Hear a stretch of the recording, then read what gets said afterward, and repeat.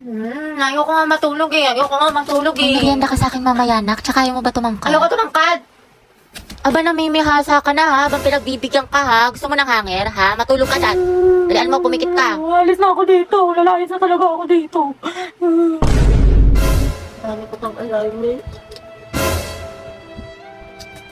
Kasi ba ako tapos sa research na to. Gusto ko na matulog. Antok na ako. Kainin mo lang gulay, huwag mo itabi. Ayoko. Bakit na lasa? Gusto mo ata kung magsubo niyan sa'yo, ha? Naku, wala kang chocolate mamaya, ha? Pasaway ka, ha? Nagsasayang ka ng pagkain, lunukin mo yan. Tali, order niyo po si Siglet Chan Kawali tsaka crispy pata. May Meron mga pa po order ba? ka kayo ng gulay. Ito, pakbet. Parang hindi puro karne. Wow, healthy living yun. Nak, tayo ka nga dyan, teacher lang kita. Ito na kasi mangot, kumiti ka nga. Ayusin mong ngiti mo. O, 1, 2, 3. O, ibang pose naman. O, dali.